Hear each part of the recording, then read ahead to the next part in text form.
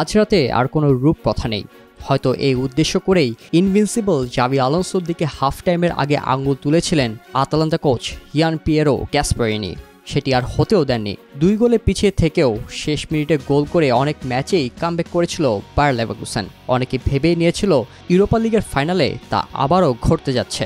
আশায় বুক বেঁধেছিল গ্যালারিতে থাকা কয়েক হাজার লাল কালো দর্শক। তবে সেটির পুনরাবৃত্তি ঘটতে দেয়নি আতালান্তা।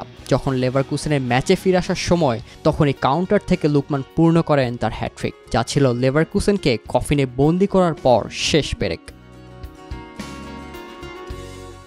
জাভি আলোনসোর মূল হাতিয়ার বল পায়ে রেখে কন্টিনিউয়াসলি প্রেস করা, আর সেটি ভালো করে রিড করতে পেরেছিলেন আটালান্টা কোচ গ্যাসপারিনি। পুরো সিজন ধরে জাভি আলোনসোর যে মাস্টার ক্লাস ট্যাকটিক্স নিয়ে আলোচনা হয়ে আসছিল, সে ট্যাকটিক্স এক নিমিষেই দুমড়ে মুছড়ে দিলেন এই ইতালিয়ান কোচ। আঙ্গুল তুলে দেখিয়ে দিলেন কিভাবে হারাতে হয় এই ইনভিনসিবল দলটিকে। ইতালিয়ান ক্লাবগুলো ফিজিক্যালি স্ট্রং হওয়ায় সেটির পুরো ফায়দা নিয়েছে এই মাস্টারমাইন্ড। মাঝমাঠ থেকে অ্যাটাকিং পজিশন যেখানেই লেভারকুসেন ফুটবলাররা প্রেস করেছেন, সেখানেই বল ইন্টারসেপ্ট করে কাউন্টারে গেছে আটালান্টা। টানা 51 ম্যাচ অপরাজিত থাকা লেভারকুসেনকে হারের স্বাদ দিয়ে আটালান্টা জিতেছে তাদের ইতিহাসে প্রথম ইউরোপিয়ান ট্রফি। এর আগে ক্লাবটির ট্রফি ক্যাবিনেটে ছিল শুধু কোপা ইটালিয়ার শিরোপা। ইতালিয়ান ক্লাবটির এই ইতিহাস সৃষ্টি করার রাতে অন্যতম নায়ক ছিলেন হ্যাট্রিক করা আদেমোলা লুকমান। আটালান্তার 116 বছরের ক্লাব ইতিহাসে 61 বছর পর দ্বিতীয় ট্রফি এনে দিয়েছেন তিনি।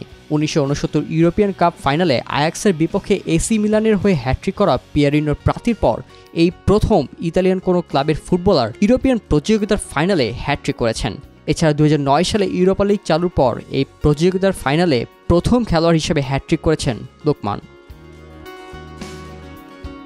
লুকমানের জন্ম ইংল্যান্ডের দক্ষিণ লন্ডনের ওয়ান্ডসওয়ার্থে। বেড়ে উঠেছেন ইংল্যান্ডের ওয়াটারলু ও চার্লটন অ্যাথলেটিকের বয়সভিত্তিক দলে। তবে বাবা মা নাইজেরিয়ান হওয়ায় 2022 সালে নাইজেরিয়ার জাতীয় দলে অভিষেক হয় লুকমানের। ক্লাব পর্যায়ে চার্লটন, এভারটন, লাইপজিগ, ফুলহাম ও লেস্টার সিটির মূল দলে খেলেও নিজের গোল সংখ্যা কোনো মৌসুমে কখনোই 2 অঙ্কের নিতে পারেনি লুকমান।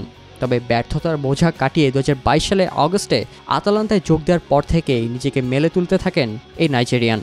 আর সেসব ব্যর্থতার কষ্ট পেছনে ফেলে ডাবলিনে লুকমান অমরত্ব পেলেন আতালান্তার ইতিহাসে।